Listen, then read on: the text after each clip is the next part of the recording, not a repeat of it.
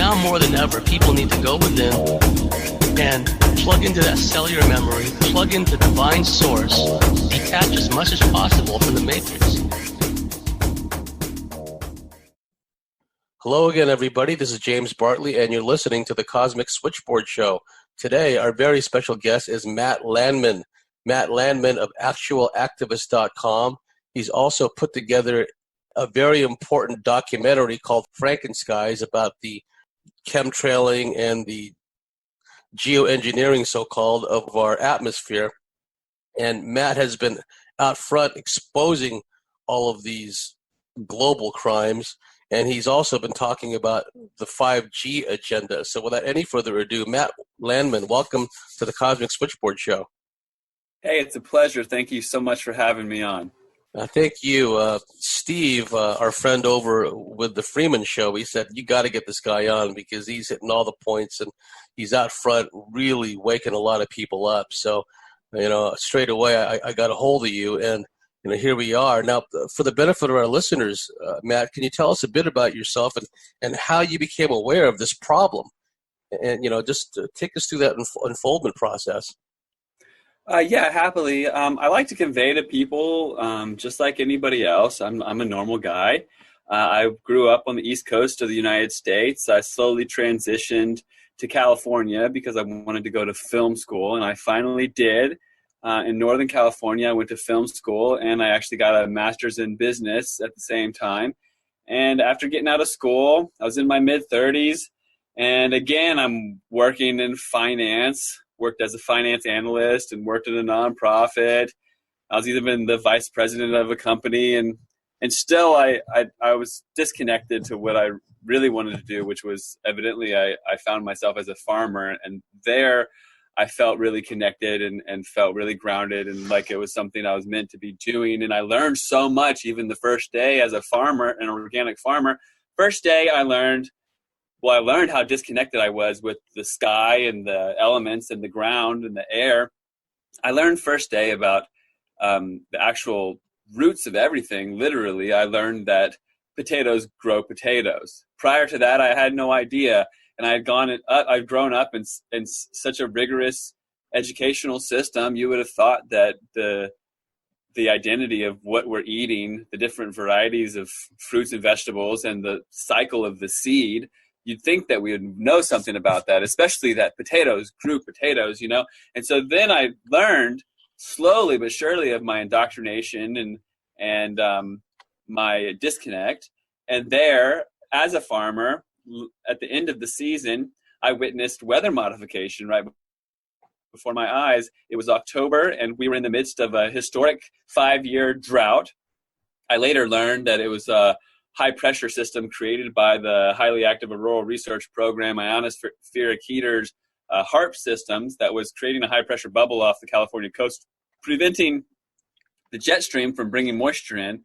But either way, on the edge of this massive storm that had come to alleviate our drought, I witnessed an abnormal, irregular uptick in air traffic. And not only did this air traffic come on the edge of a storm pattern, but it came and all of the planes were leaving these persistent, linear, cirrus white clouds out of the back that bellowed out into a white haze. And as the storm approached, it came over and didn't drop any rain.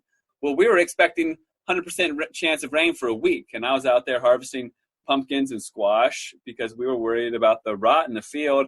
But still, I didn't have any reference point, and I knew something was up, but I just tabled that memory. I shelved it. And then a couple of weeks later, someone actually brought up chemtrails to me.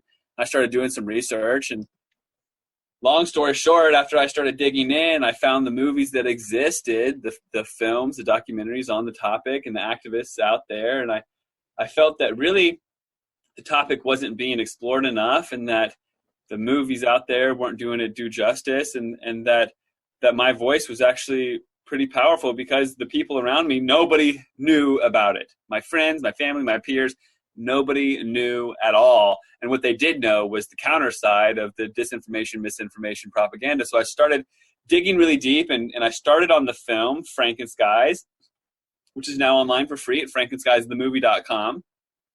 And it starts with the chronological historical timeline in the 1920s and takes us all the way to present day. And in there, the entire development of the program, the weather modification program, the solar radiation management program, the experimenting on the populace, experimenting on non-consenting human beings, the citizens are being sprayed with different components to be experimented upon. That's unraveled in the film Frankenstein. So either way, my path as an activist started with just waking up in that potato squash field. And once I finally got some traction, I started really getting going with conferences and the movie. And now I have a new movie about frequency and 5G. And then when I learned about, so I'll back up and then I'll pass the mic over to you. So the recent conference that I hosted, the third annual Global Chemtrail Summit, was down in Tucson, Arizona in the Southwest. I moved there from Canada to host this conference because of the normalization attempt of chemtrails, otherwise known as geoengineering. The primary solar geoengineer, by the name of David Keith, he was to launch an experiment in Tucson to spray the skies publicly to see which chemicals worked best to dim our sun, because the plan is to dim our sun to save us from climate change. So I went down there, hosted a protest, hosted a conference and a concert, and made enough waves that this experiment that was supposed to unravel, it did not happen last year. It's slated now for this year, and we're still waiting to see what happens. But as I moved to Arizona, I learned then about 5G, because Arizona is the first state in the country slated for full deployment. Supposedly in 2020, they'll have 5G rolled out, which the infrastructure is so intricate that I doubt that goal will be met. But as they're erecting towers and this more, which I had already learned a bit about smart meters because I've become slightly electrosensitive because of living next to one. But yeah, the 5G unraveled right before my eyes in Arizona, and I've now left Arizona to California and now to Oregon to fight 5G, and that's what I've been currently doing. But it's all been a process. Well, thank you for taking us through that process, Matt. Now, you mentioned the solar aspect of this. Was that one of the first manifestations of this? And you mentioned that the earliest aspects of this began in the 1920s. Can you take us forward from around that time and the various stages of development since then? Well, in the 20s, the weather modification and weather as a weapon was the primary on the agenda. It actually started in 1916 in San Diego. A gentleman by the name of Professor Hatfield. He was hired by the city of San Diego to hopefully alleviate drought that they were concerned with.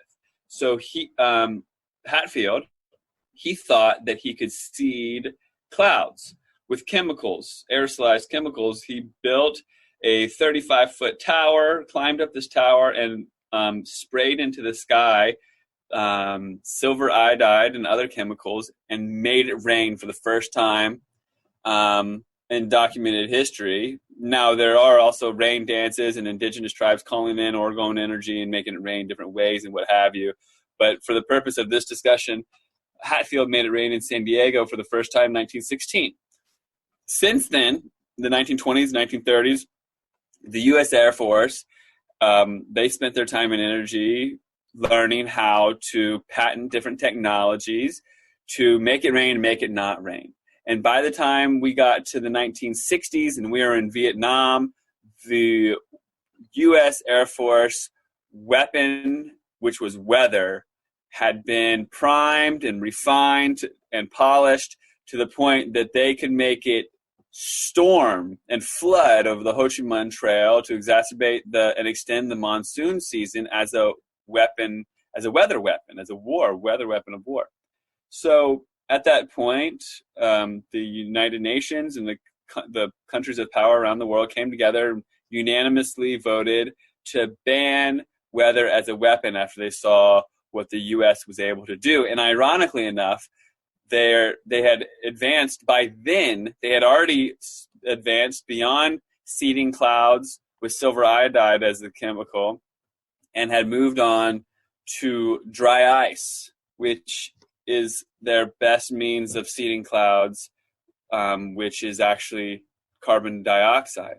So the U.S. Air Force sprays carbon dioxide into the atmosphere to control the weather. All right. So when you come full circle to modern day, and we are being blamed for our carbon dioxide emissions, which is what we breathe and what our cars exhale and what we exhale and what trees breathe. I'm sorry, it's what we exhale, what trees breathe, what cars exhale.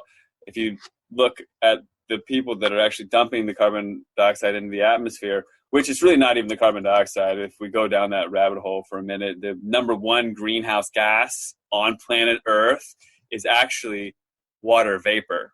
All right. Nobody is even told that. And while we're told that the lines in the sky are condensation, okay, water vapor from planes, if the number one greenhouse gas is water vapor, and if these planes are spewing out water vapor and creating a greenhouse effect, then these persistent linear cirrus cloud formations coming out of the back of jets that bellow out into a white haze and change our skies, these white trails should be scrutinized, whether they're water vapor or not. They should be scrutinized, and there should be transparency, especially if now we're being told that we're going to geoengineer and spray the skies to dim the skies to save us from a heating effect. You know, if we really want to get to the bottom of it, we should be studying this heating effect to the extent to understanding. But either way, I digress. So go ahead. Yeah, well, those are. So we got to modern times through the evolution of this program. So after the 60s, the aerosolization of chemicals evolved into spraying the city of St. Louis, Missouri, with radioactive cadmium to see how many people would get sick. And so you've got biological components and experimentations on all sorts of levels. And then as it evolved, scientists claimed that they could dim the sun by spraying certain chemicals to reflect back into space sunlight, which is called geoengineering or solar radiation management, or even stratospheric aerosol injections. There's also the Solar Radiation Management Governance Initiative, a governance body who claims exclusive rights to saving the planet because they have the patents and the technology, and they claim that they can act without answering to anyone.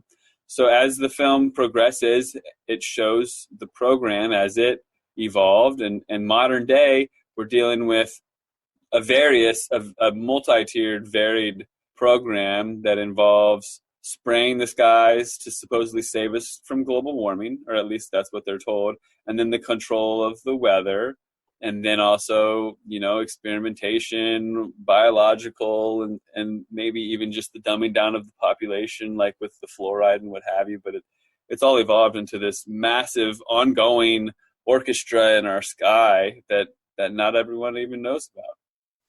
And there seems to be an electromagnetic frequency modulation aspect to that, Matt. And I don't know how much information out there is available through official sources, but did you want to comment on that? Because it seems to me that, yes, they do something with the chemtrails, and we observe that before too long, here come the storms. I mean, it's like clockwork. If that's what they're doing in a given region, other places they may choose to dry out and desiccate, like you mentioned what was going on with California. Did you want to talk about the electromagnetic aspect to it? Because maybe that's a part and parcel of this 5G aspect as well. Well, you're absolutely right. And the frequency aspect of it is essentially their means of control. So Tesla technology, which the U.S. populace isn't privy to, but the internal workings of the United States government, they have advanced Tesla technology to the point that they created the Highly Active Auroral Research Program in Alaska, which is an acronym for the word HARP. And HARP was an antenna array about a football field size to visualize of antennas. And these antennas can be directed into certain portions of the atmosphere. And by intersecting frequencies, these antenna arrays, they can superheat the atmosphere. Now, after you've laid out aerosolized metals such as aluminum, barium, strontium, cadmium, titanium, these aerosolized metals in the atmosphere, especially the ionosphere, as they've been laid out and mixed together, it's even easier to superheat the atmosphere when you've got metallic salts and aerosols in the atmosphere. So that's where the frequency and the chemtrails come together. So The way that the weather is, before the U.S. government or whoever, before control over the weather existed, there was the natural processes of the hydrological system. And the way that weather patterns move around is through high pressure and low pressure. High pressure is air that's moving up because of heat. Low pressure is air that is sinking because it's cool air. And then when these two high and low pressures collide, you get thunderstorms and what have you. And back when we used to watch the weather on the TV, I mean, I haven't watched TV in decades now, but I do remember the meteorologist showing the weather patterns, and the H's and the L's on the television dictated high and low pressure and dictated which way that these storm patterns would be moving and what have you. Well, by superheating the atmosphere with these antenna arrays that are now called ionospheric heaters, and they're no longer the size of a football field. The technology has been shrunk down and even mobilized, and these stations are all over the globe now. These ionospheric heaters can create high pressure bubbles, for instance, to create drought over Iran as a weather weapon, which even though they're not supposed to be doing it, they're still doing it. And then also to steer jet streams to cause flooding or not, and to literally, as far as I know, from the information that I've gathered and the research that I'm privy to, it seems that all of the weather on planet Earth is controlled one way or another by this ongoing abuse of technology, essentially. So with the utilization of these frequencies, the storms are steered, the jet streams are steered, and you either have hot or cold based on what they decide to do. You can see it in your atmosphere on spray days especially, which most days are now spray days, whether it's the contrails, which aren't even contrails, they're precursor gases, they're primer gases that mix with the other gases. The engines that the planes have now, these high bypass turbofan jet engines, the air coming out of the back of these jets are cooled to the point that there is no condensation trails whatsoever. So anytime you see anything coming out of these jets, it's chemicals. There's just mixing of chemicals, so they look differently. So as you see the chemtrails mix together and bellow out into a haze, and then suddenly there's these ripples going through them, you can actually see the frequency patterns in these ripples on certain days. And that's when the atmosphere is being subjected to the frequencies to manipulate it in some way. Yes, you can see that. There's almost a louvered, striated effect in certain portions of the sky where you have just like a striated effect, Matt. I don't know how else to explain it. Yeah, like ripples, like in a pond kind of thing. It's a similar way. Now, you pointed out, and you were probably the first to point this out, we brought up the aspect of energy earlier, and the Department of Energy, which actually is the government agency that builds thermonuclear, nuclear, and beam weaponry, directed energy weapons, they're in this agenda as well. And apparently you can find this information on the Department of Energy website. Did you want to comment on that? Well, yes, it is very involved how much the Department of Energy plays a role. And with such a vast conspiracy and the way that the media controls the dialogue on it, and then they control our perceptions of it, and the general populace has a wall of cognitive dissonance and these general mental conflicts and even ideologies that are conflicted and what have you. For people to really grasp something so large, to build a mental construct, everyone seems to want to know the who, what, why, where, when, and how of a topic before they can believe it, and then especially regurgitate this information to their friends, families, and peers. So the who, it gets really complex, and the what even as well, which we'll dive into. But the who is so many different programs at once. You've got NASA with a budget of over $50 million per day. NASA has the Charged Aerosol Release Experiment CARE program where they spray barium, strontium, aluminum, make noctilucent clouds. You've got the CIA with their own program. There's all these different programs working simultaneously, essentially doing the same thing. One of them is the Tropospheric Aerosol Program, TAP, and that's out of the Department of Energy. Now, this program was launched in 2001, just before 9/11, all right, the biggest distraction we've ever witnessed in our lifetime, at least. And when this program was launched, a document surfaced called the Tropospheric Aerosol Program out of the Department of Energy. Very easy to find, right there, hidden in plain sight.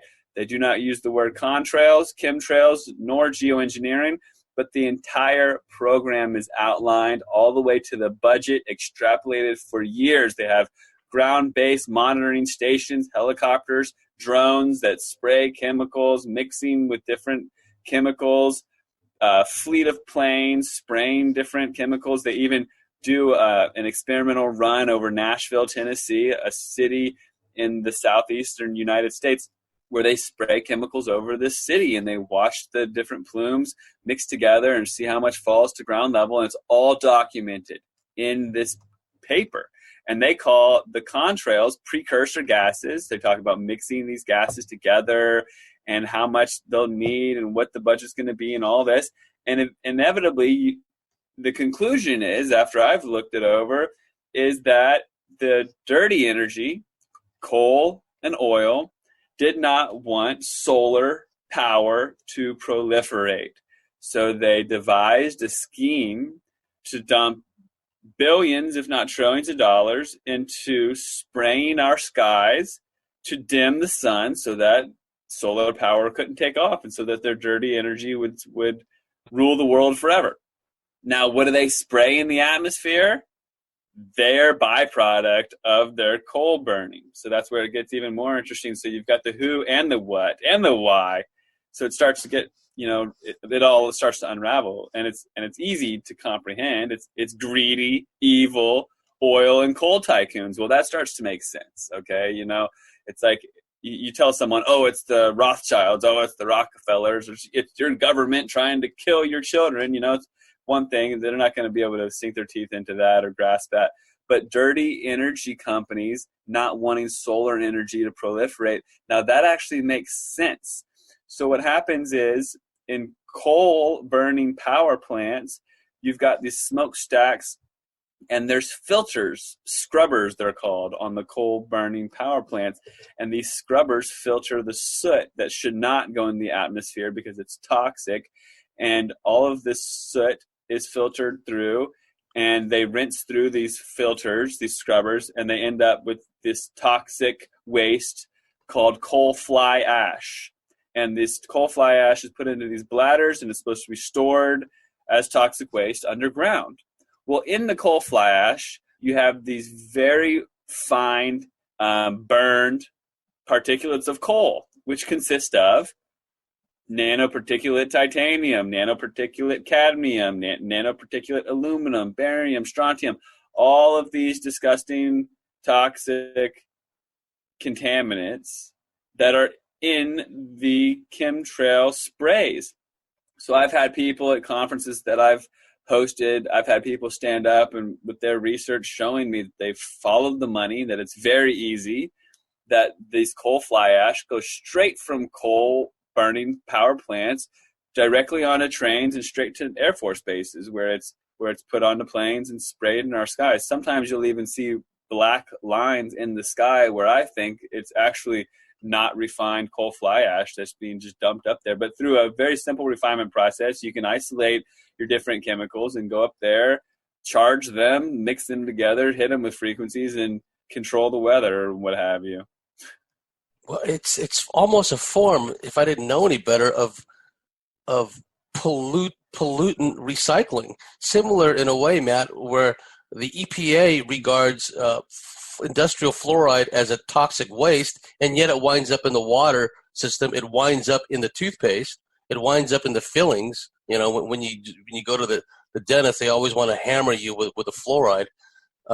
Another thing that's interesting about the Department of Energy angle is, of all the government agencies, they happen to be key players in mapping the human genome. Now, that's kind of odd when you think about it, Matt, because they build thermonuclear weapons, and here they are mapping the human gene pool, the human DNA, and next thing you know, you're telling me they're spraying these nanoparticulates with all these pollutants. Now, for the benefit of our listeners, can you explain what nanoparticles are and the potential impact they may have on ecosystems, on us, on life as we know it?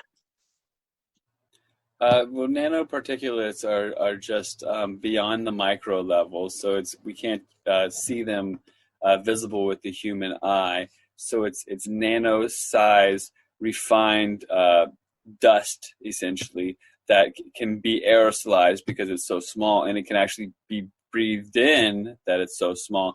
And it can, like, for instance, nanoparticulate aluminum, now that it's been sprayed on our forests for decades, the aluminum has been drawn up by the trees. It's now in the trees, and it actually disrupts the tree's ability to uptake water. And because it's an incendiary patented fire accelerant, it makes our forests now extremely flammable. So you've got nanoparticulates of aluminum in our bodies. And it's great that you brought up fluoride, because yes, very similar in the process. And also worth mentioning is fluoride, which we should avoid at all costs, because we end up with these nanoparticulates of aluminum in our body, whether it be from our food or our deodorant, or if you're dumb enough to get the flu vaccine or something like that. And then also in our air. But we do have a blood-brain barrier. After we're about 18 months of age, we end up with this protective barrier that protects our brain from toxins. And the blood-brain barrier, it can actually filter out nanoparticulates of various degree, but fluoride, based on its structure and what have you, it can move past the blood-brain barrier, right? Aluminum, it cannot. But fluoride bonds to aluminum and can actually escort that aluminum into your brain that would otherwise not be in there. So it's a multi-leveled attack. If you can avoid the fluoride, then you can avoid the attack from the aluminum. And then it's also important to not be mineral deficient and what have you, because if you're up to speed on your minerals, we can talk about that later, then you're not absorbing the toxins from the environment.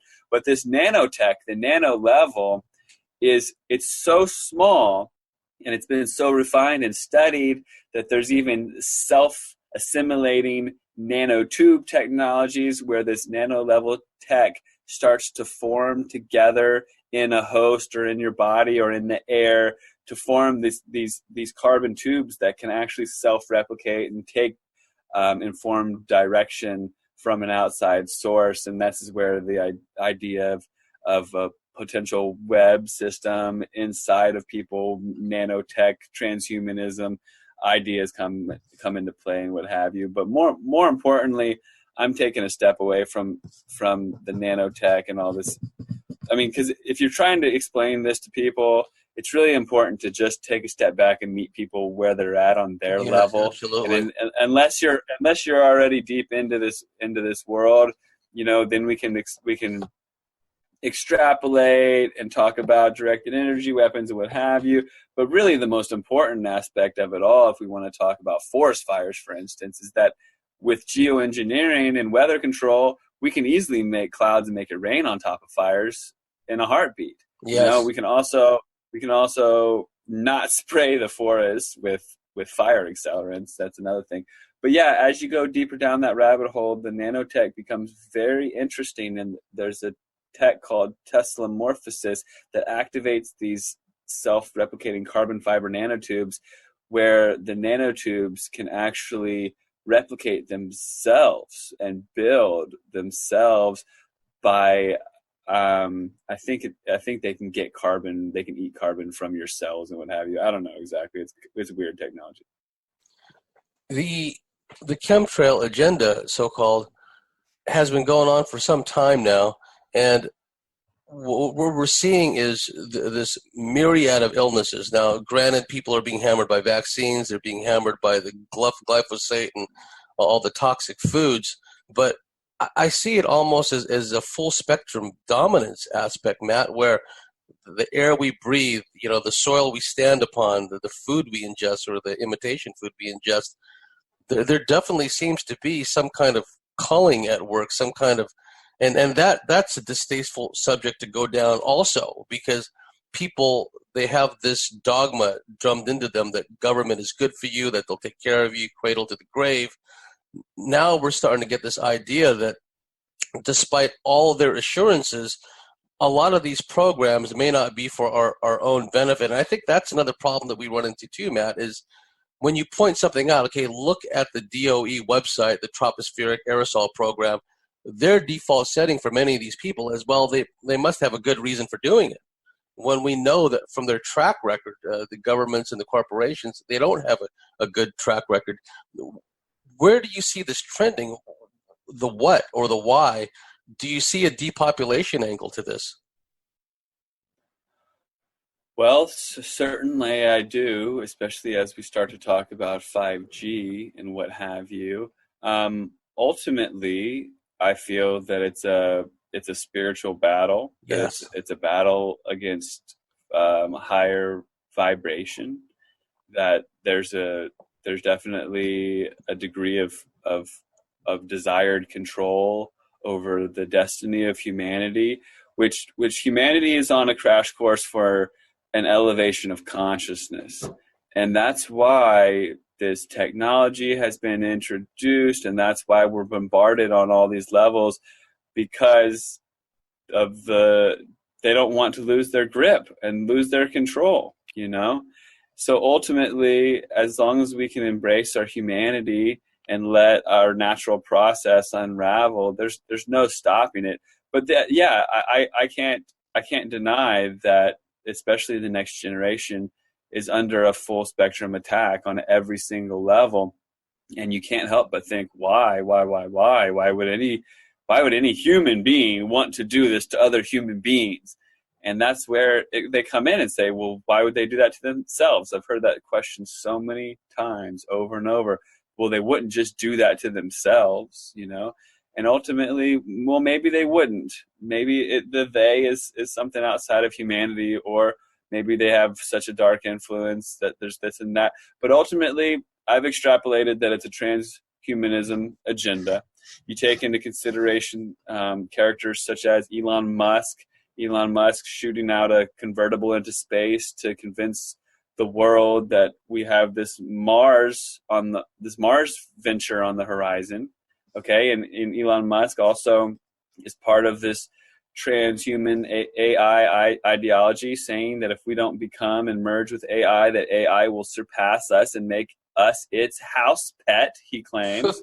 And Elon Musk is part of a company or owner of a company called Neuralink, where you link your car and your smart devices through a wired cable into your jugular, which has a neural mesh that connects to an intranet of cyborg humans that are all on this intranet, together. Ultimately, I feel like that there will be a bunch of lies on the horizon, continued lies about a trip to Mars. And the only people that will be able to go to Mars, which there will be no trip to Mars, but the only people that will be implanted with chips in their brain of going to Mars, just like the movie Total Recall with Arnold Schwarzenegger, those people will have upgrades. So the part bionic people that can breathe the air of Mars and suffer the degree of travel and heat and what have you will have to have chips in their brain and this and that. And it's going to push this transhumanist agenda. Well, at the same time, we're being sprayed with nanotech, so we're getting this tech inside our bodies, but we live in a world of consent and free will, so we have to consent and subscribe to this invasion before they can actually flip the switch and have this nanotechnology activated, which is what the 5G infrastructure rolls in.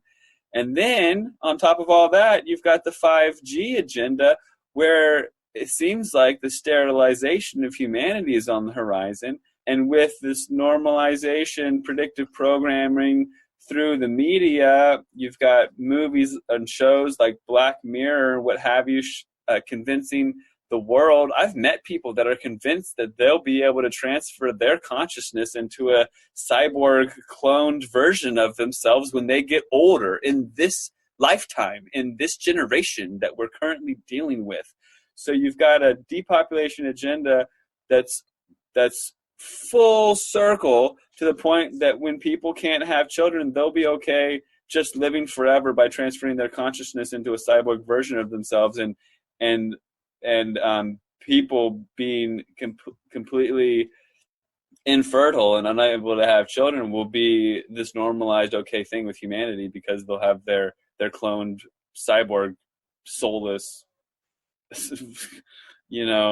version of themselves that they think can live forever. So the headline will be "Live Forever to Save Humanity." But it's all of these programs all coming together, coming full circle. And then what happens when we have soulless cyborgs roaming the earth? Do lower dimensional entities get to be incarnated into these beings, and then is this really hell on earth, or what is going on, and where are we going? And I personally do not consent to this dystopian timeline that we're potentially being subject to, and I'm going to fight as much as I possibly can to steer us back to the light, which I think is our just timeline that we are on from the get-go. Here. Do you think that these efforts at PR, that, okay, global warming, climate change, whatever they're calling it now, the sun is heating up and we have to do our part to keep from overheating down here. Do you think in part that that's a response to activists such as yourself that are bringing this chemtrail agenda to light, to no pun intended? It's almost like they're on their back foot and, oh, hold on, here we are, we're the saviors again. This is why we're doing it. And don't listen to these crazy conspiracy theorists. We're the authority figures here. Did you want to comment on that? Well, I think that just about anything that's been coming up in the, just like you're speaking, and even the vaccination schedules and all this stuff, it's because, they're concerned because people are waking up and the light is shining so bright that they want to snuff it out, right? They don't want a mass awakening on their hands. You go on social media and the media will tell you that everyone is still asleep and that no one's waking up. But you go to a farmer's market or something, make some eye contact with a few people, have some conversations with people in the real world, and you'll realize that these perceptions that are constructed and formed in a fake world, in an unnatural world, are not actually even true, right? So the old saying, the revolution will not be televised, well, it's a revolution of the mind. And no, it will not be televised, because they don't want you to know that everyone's waking up, because then they could lose their power. And to speak to the activists, oh, yes. So as the people started to wake up and started to speak about this, there was a complete slander program called SLAP, S-L-A-P. And really the acronym was a slap in the face of the activists that were working so hard, bringing this information to light, and all the people that were waking up to the chemtrail agenda. But this propaganda machine, this was like 3 years ago now, created SLAP, which was a scientific research study that had no scientific backing, that was created by the web designer Mick West, who creates the website MetaBunk. Oh, yes, I know about him, yes. There's a bicycle that makes electricity by running the bike all day long, and he debunks it. He'll debunk anybody who says 9/11 was an inside job. He'll debunk anything and everything out there. And he debunks chemtrails, and he debunked chemtrails through this mock scientific study called SLAP, which was the large-scale solar something program, whatever it was. But what it said is all of these people think that chemtrails are real, and scientists are disturbed and insulted. So the scientific community is so insulted that science has come together to disprove these conspiracy theorists that are wasting their time and energy. And then they basically had this fake bias survey that claimed that science says that chemtrails are not real. And so then every single publication, which we know that the media has been consolidated, and if you don't know, the media has been consolidated into basically 5 companies who are all owned by the same families. So all these newspapers, all these, aside from the alternative media, and God bless you for what you're doing and for having shows like this that we can actually speak our truth, but most of the truth is silenced. And most of the media out there is literally scripted. And in my film Frankenskies, I show a child's happiness is something on its birthday, but there's this birthday snippet that was the scripted media for that day, just handed to every single local media outlet across the world, told to say the exact same thing, right? Because the news is literally scripted. And so in this instance, the headline, USA Today, global affiliates, Washington Post, across the world, the headline was, scientists have now confirmed that chemtrails are not real. Well, then 2 weeks later, guess what the news was? Scientists have geoengineering and they're going to spray your skies to save you, right? So just before they were about to launch this program publicly to spray the skies with, don't worry, you haven't seen anything for the past 30, 40, 50, 100 years, all this spraying in the skies, which has escalated over the past 30 years. They don't want you to recognize that as anything. So first they had to program you with this media mind control. But then they're going to show you the exact same photos 2 weeks later and say, we have an idea. It's going to look like this. Planes spraying from the back of jets. We're going to spray from the back of jets and make it look just like this, but it's not a chemtrail, because if you think chemtrails are real, you're crazy, right? I mean, the twisted psychological manipulation, it's literally genius. I mean, honestly, Yes. I can't, even though they're evil, I can at least take a step away and say, wow, they thought that one out really well, because the control, you have your smart device, and people would rather take authority as the truth rather than truth as the authority.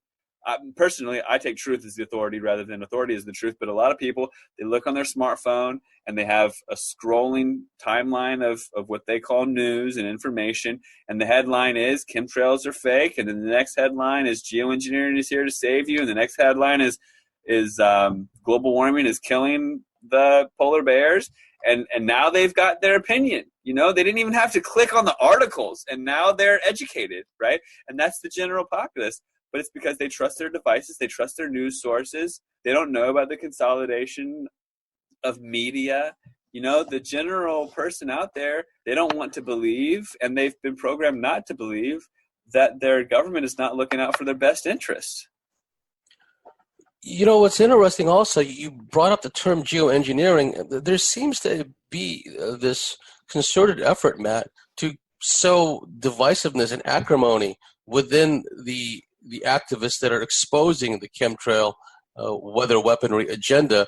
And the term geoengineering seems to be a part and parcel of that, because it's almost like they're trying to divide the activist community into different camps, a divide and conquer tactic. Did you want to comment on that? Well, yes, and that was very well done, what they did to divide.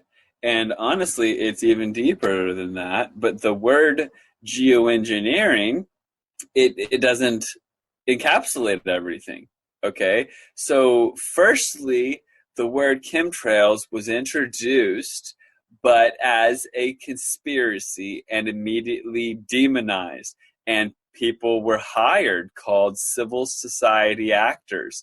And there's even an annual meeting of civil society actors, which are government plants that go into society and become actors, pretending to be talking about chemtrails, but working for the opposite of who they claim to be representing. So they'll come in and act all crazy and say chemtrails are killing us, they're spraying us with poisons, and they frame it in such a way that now you think that people that talk about that are crazy and that that's a crazy thing.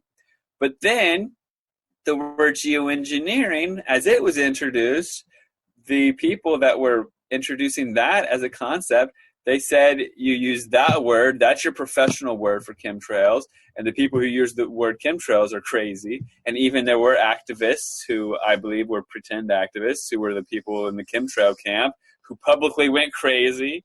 They publicly went officially crazy and are still crazy people online, and they are the people that use that chemtrail word. So then the level-headed people that are saying you have to use the word geoengineering, that's what it's really called, they helped usher in that word. So now everyone's saying, no, it's geoengineering, you have to use that word, that's the professional word for it all. Well, those people were tricked into ushering in a word into the consciousness that is now being used as our savior from global warming. So the activists thought that they were being smart and avoiding the ridicule of the word chemtrails, and they're saying, oh no, we have to learn about geoengineering, and then they're saying, yeah, the spraying of the sky is geoengineering, it's really bad and all this, and then all of a sudden, full circle, we're being told you're welcome, we're geoengineering, and now anybody who's wasted their time trying to bring awareness to geoengineering, they've actually, you see what I mean, full circle, they've introduced a concept into the consciousness that is being claimed as a good thing now. So the word geoengineering has been completely hijacked, all right? What it means is to spray the skies to dim the sun, all right? And maybe we've been witnessing a lot of geoengineering in our skies, or at least the people that are spraying that's what they're told that they're doing, that they're saving us by dimming the sun. But at the same time, a lot of the spraying we see is weather modification, you know? Or even experimentation on the populace, or even spraying fire accelerants on trees for some global agenda to round up the population into cities and what have you. But now the focus is on this term geoengineering, and those people that have been screaming geoengineering is bad, well, no one's hearing the word bad anymore. They're just hearing, oh, geoengineering, and then someone's like, well, they've been doing it for 20 years. And they say, oh, well, they've been doing something good for 20 years. That's great. You know what I mean? Oh yes, it's just this bait and switch, this gaslighting on a global mass population scale. Look, I give credit where credit's due. I mean, this is like Dr. Evil stuff, but they've really thought this stuff through. They understand mass psychology. They understand that so many people have this knee-jerk kowtowing towards authority figures and master authority figures at that. In the time we got left in this first segment, it's absolutely brilliant. Thank you for laying all this out, Matt. The global dimming aspect, that's another term that's popped up in the recent past, having to do with precisely the fact that so many of these pollutants have been spewed into the atmosphere that apparently, and it seems to me that that's the case on many occasions, we're just not getting the amount of sunlight down to the surface level that we normally would. What would be the intermediate and long-term impact if that is indeed a real trend, that there really is a global dimming scenario going on? Well, there is a global dimming scenario going on. The mixing of the chemicals in the sky has been ongoing for decades. Treasonous, yes. Ongoing, yes. And the technology to get it to stick and stay has been advanced to the degree that they can spray less and make it stick longer. There's a pan evaporation test done out of the Middle East in the desert showing that water doesn't evaporate as fast as it used to because the sun is slowly dimming. And what does that do? Well, it definitely impacts the people and the plants, and even the plants. There's germination cycles. I've spoken to farmers, and their plants are all out of whack. They don't know what time of season it is. But especially, it's our biological rhythm, our biological clock. Our bodies are tuned to the Schumann resonance of the Earth, which is 7.4 hertz, I believe. But our biological clocks have a circadian rhythm. And this rhythm has been in our DNA for lifetimes. Okay, our ancestors had this biological clock, and it was set to the patterns of the moon and the sun and our endocrine system and our pineal gland. Our physiology, our biology, our entire our electrical system as beings knows the time of day that it is based on how much sunlight we're getting. All right. And as we lose sunlight and then we replace it with these devices, our clocks are being completely thrown off. All right. It's not just vitamin D. I mean, we're not getting as much vitamin D, of course, and our plants aren't getting as much sunlight and nutrients and what have you. But I think it's an overall adjustment of our hormonals, our everything, our serotonin, our melatonin. And with the lack of sunlight, our bodies are now absorbing blue light, and we're getting pulled from the natural world. We're going more into the unnatural world, and we're getting in front of these devices, and we're being surrounded by these frequencies. And really, ultimately, the 5G frequencies, once they're everywhere, it'll overcome the frequencies of the sun because, and like we'll talk about in the second hour, these frequencies are the exact same speed that light is, 186,000 miles per second. So these frequencies that we're being bombarded with are actually, as the sun is dimming, it's ultimately replacing our sunlight. And people talk about terraforming the planet, terraforming the human race. To what end? I don't know. But definitely there's a slow and steady change happening. The old saying, you drop a frog into boiling water, the frog drops right out. But if you slowly turn the water up to a boil, the frog will just sit there. Well, that's what the human race is experiencing right now. And what are we being, like, to what degree are we being changed? Who knows? I mean, when have we experimented on the human race over generations losing its life source energy from the sun? I think the implications could be drastic. Yes, it's like the worst sci-fi nightmare movie to wake up in. Well, this has been a fascinating, thought-provoking first segment, Matt. Can you let our listeners know what your websites are again? Yes. Please check me out at actualactivists.com. Also, frankenskiesthemovie.com. And then follow me on Facebook, subscribe to me on YouTube at Matt Landman. And then I've also got a GoFundMe for my protective clothing line where I'm lining clothes with silver to protect from harmful radiation from cell towers and what have you. And that's gofundme.com/protectionclothing. Thanks so much. Great idea, Matt. You've been listening to the Cosmic Switchboard Show with our very special guest, Matt Landman. We're just getting started. If you like what we do, if you believe in what we do, please go to thecosmicswitchboard.com, sign up and become a member, and we'll see you at the top of the next segment.